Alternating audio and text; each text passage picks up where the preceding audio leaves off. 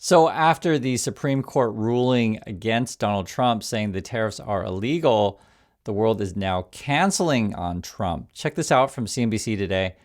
India delays Washington trade visit as U.S. tariff policy shifts. Wow, this is big. And effectively what's going on?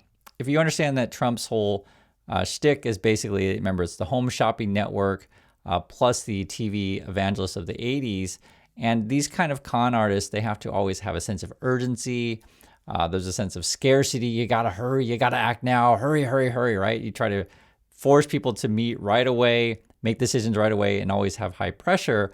But now India apparently is not buying it anymore. This is the quote, so they got to be diplomatic about it, but this is what they say. Quote, the meeting will be rescheduled at a mutually convenient date. Okay. India and the U.S. are of the view that the visit, quote, be scheduled after each side has had the time to evaluate the latest developments and their implications, right? So essentially they were supposed to do it this week, but now they're saying, things have changed. We just saw that Supreme Court ruling. We saw you're crashing in the polls. Maybe there's not such a hurry that you say there is. Now, Trump in the past would always brag how awesome the trade deal was. Oh my God, guys, I got this fantastic deal with India. And it's funny, though, because now India doesn't necessarily want to meet with you. And there's a bunch of embellishment from the U.S. side. And I'll just say this. India can look around the world and be like, you know what? We can deal with other countries. This is coming from Canada. It's pretty interesting. It says, Trump's trade tactics with India remind the world that Canada is a more trustworthy partner, right? And we talked about this in the last video to where, be it Trump himself, he'll just say like these whacked out stuff, be it tweet, be it speech, whatever, be it crazy phone calls that may or not be him to TV stations we talked about in the last video. It's just completely untrustworthy. And then, you can look around who you want to trade with. It's like, if I'm going to make a deal with someone, I'm going with Canada, right? So from Canada, just listen to how they portray this. It was quite the switcheroo, even by American standards. Earlier this month, the United States and India jointly announced an interim trade agreement, hailing it was a historic milestone for the two countries, right? Days later, Washington stunned New Delhi by tinkering with the fine print. Could you imagine that? Like you do a deal with someone and they start messing around with the fine print. The White House published a fact sheet on February 9th that elaborated on the details of the supposed quid pro quo. Trouble is, India never agreed to those finer points at the bargaining table, right? Unsurprisingly, those embellishments were focused on the U.S. government's expectations of India. So, of course it was. And this is sort of why people then want to just trade with others. As Carney said, the time for the middle powers to rise up. And listen to the way that Lutnick describes Trump's trade strategy. And you'll get a sense of, like I said before, it's a con artist sort of game. I'll tell you a story about India. So if you remember, so I did the first deal, the UK deal. And we told the UK that they had to get it done by 2 Fridays from now. That was the date. That the train was going to leave the station by 2 Fridays. And I told you guys, remember, you have to create a sense of urgency. You got to do it now. You got to do it now. You're just not giving me enough time. You got to do it now, right? This is how con artists talk, right? You got to do it before the train leaves the station. Because I have a lot of other countries doing things. And, if someone else is first, they're first. And President Trump does deals like a staircase. First stair gets the best deal. You can't get the best deal after the first guy went. Everyone says, I want the UK deal. I want the UK deal. The answer is no, they were first. They took the chance. They moved quickest. They're first. Second, up a stair. So that sets the floor. Right. And then the next one's got to be higher. And then the next one higher. And then the next one higher. The next one higher. So he does things that way because that way it incents you to come quickly to the table. Right. Right. You could have 3 countries who are the second deal. They all get done at the same time. Right. But if you want to wait and see how it goes, that's at your risk. And that's why countries are canceling on Trump, because this is Trump's people, Lutnick, right, who's also tied to Epstein. That's a whole other issue. But these people are completely untrustworthy. And again, it's a combination of mob tactics, con artist kind of stuff. You could talk about game show. Oh yeah, who do we got on the first stairs in the first round? Oh, trade deal there. Okay, now we're on round 2. And these stairs, right? This is why no one wants to have a relationship with you. I totally understand if India's like, you know what? We're not coming. We're going to evaluate what's going on, right? And by the way, we got a phone call from Canada. I mean, I would be hanging out with Canada as well, of course. And then you have these kind of issues as well, to where we're like confusion at the airport. I saw this yesterday. I guess DHS was canceling the pre-check stuff. Now it's back in. For those of you who fly a lot, you'll know it's great to have this sort of thing to where you can pay a little bit extra cash to get through security faster, basically is what it is, right? And then that is a separate system from sort of the main lines, but they canceled it. It was unpopular. And one of the things that we talked about before several times on the channel is if you really want to piss off American business or just anyone, is like mess with the airports, right? DHS abruptly reverses suspension of TSA pre-check.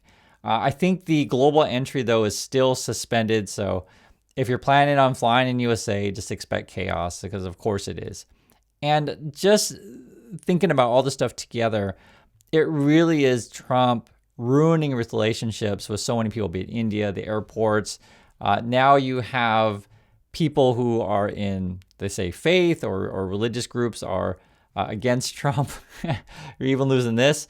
Faith leaders accuse White House faith office of stonewalling them. What is going on? And yes, we have a faith office. We haven't talked about this for a while. If you remember, he picked this crazy TV evangelist type person who sells angels blessing. I wish I was making it up. I'm not that creative, but yes, that's the kind of people.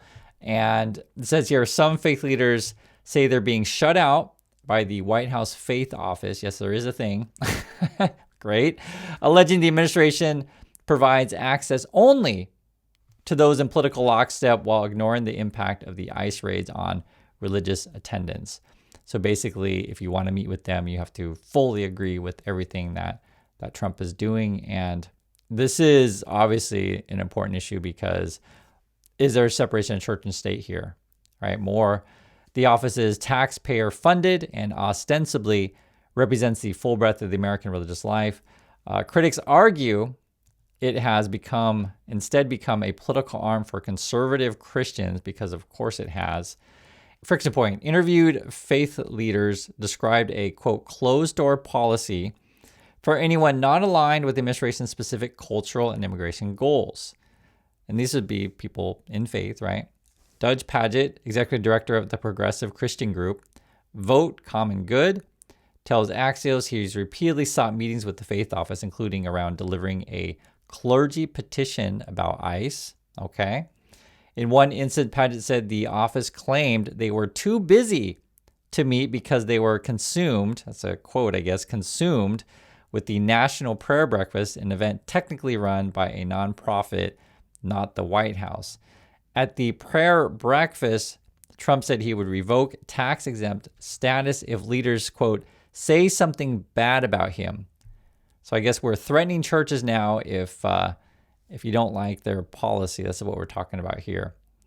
What they're saying, quote, Trump uses God as this kind of divine personal cheerleader who is so proud of him. That's coming from the Interfaith Alliance president and CEO, Reverend Paul Brandeis, okay? And there was an interesting quote here also where someone was saying, I'll pray with Republicans, I'll pray with Democrats, I will speak with anybody. But when you invite organizations like mine, the price of admission cannot be, do you endorse all of my policies? And that's coming from a Reverend Gabriel Seguero. While Trump is ruining relationships with some religious groups, right, with countries, he's also talking about attacking Iran. It looks like they're pretty serious about this. The deadline at the moment is Thursday, supposedly.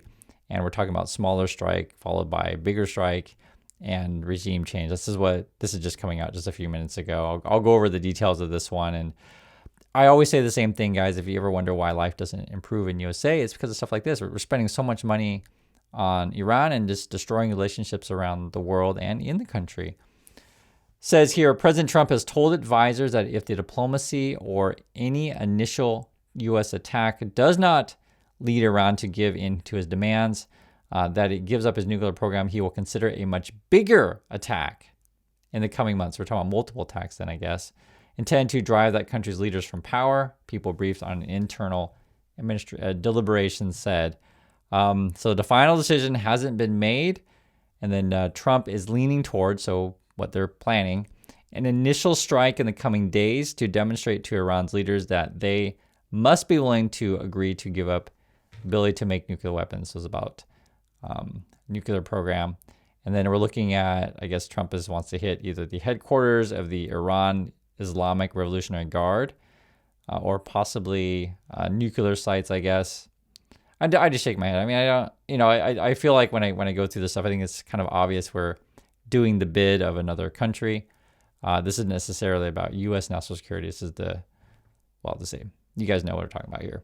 We're not working in aims of the American people, and I think it should be obvious. We're spending a bunch of money on this stuff, and how many Americans are walking around saying, you know what we really need when my price of cost of living is too high, it's just unaffordable to live in USA, and I don't have a job. What we really need to do is attack Iran. I don't think anyone's saying that. Just Fox News and the Trumpers, and they're just whacked out. So Thursday at the moment, though, is the deadline for that. And I want to show you guys something that just, not everyone around the world is completely whacked out like the Trump people.